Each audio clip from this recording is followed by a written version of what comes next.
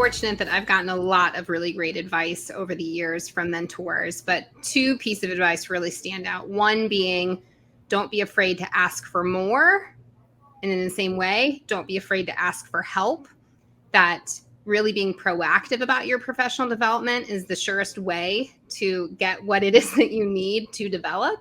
And so having those open lines of communication and communicating early and often around where you have additional capacity to chip in or interest to be able to stretch and grow. Because if you let folks in a position to pull you along know that you're looking for that, then as opportunities arise, they know that they can tap you.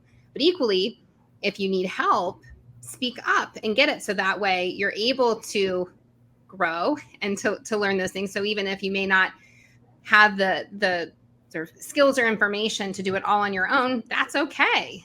People want to help you. They want to see you succeed. So to be really active in asking for that help, because at the end of the day, if you get the job done, if you do a good job, that's what people remember, not necessarily that you needed a little bit of support to get there.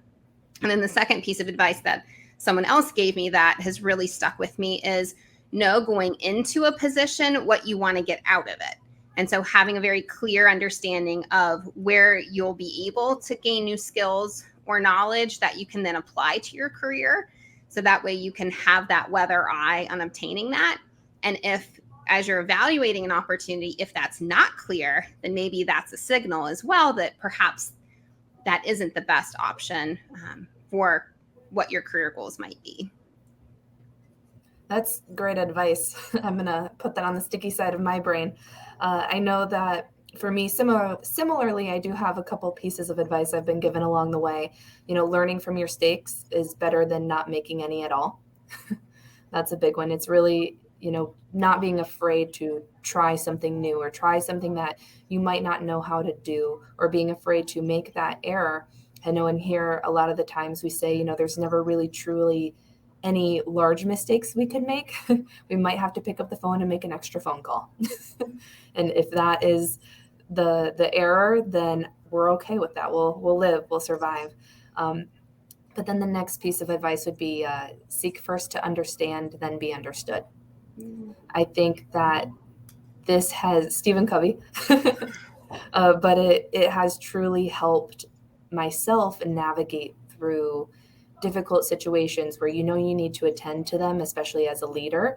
But similar to what Doreen said before, taking that step back, making sure that you're being an active listener. And so if I really find myself struggling to want to understand, or I have my perspective on things, I recite that quote back to myself and just remind myself that we all are coming to the table with our own perspectives. And if I show that listening ear and that understanding to who I'm discussing whatever it is with, that I'll be more apt to be heard, and then we can come to that win-win at the end of the day.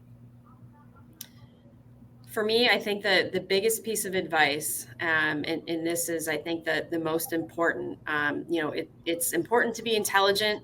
It's very important to work hard. That's going to help you become more of a standout. But I think the most important ingredient for advancement, especially for women, is building the right relationships.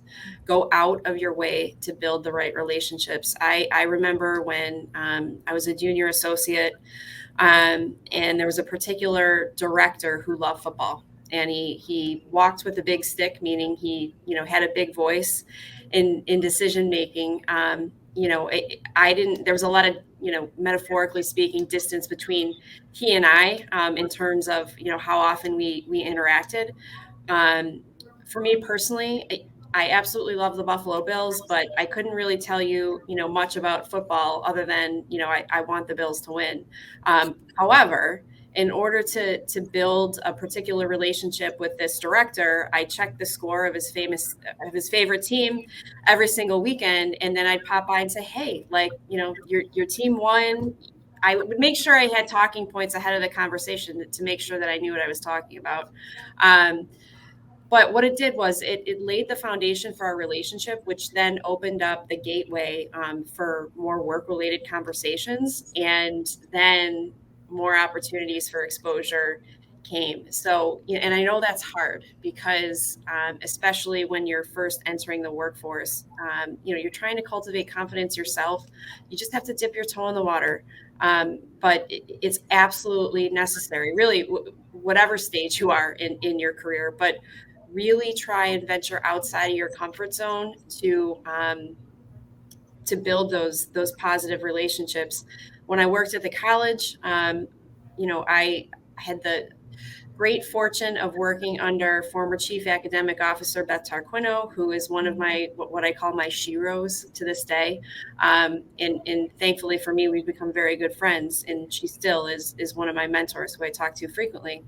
But when I worked, I didn't report to her directly. I reported to her indirectly, but I knew that she was smart, and I wanted to form a better relationship with her because I wanted to learn from her. So I would just pop by. I would check to see if she had 15 minutes open, and then I just kind of casually walk by her office and say hello. And she was always willing to entertain a conversation with me and provide perspective, and she always carved the time out for me.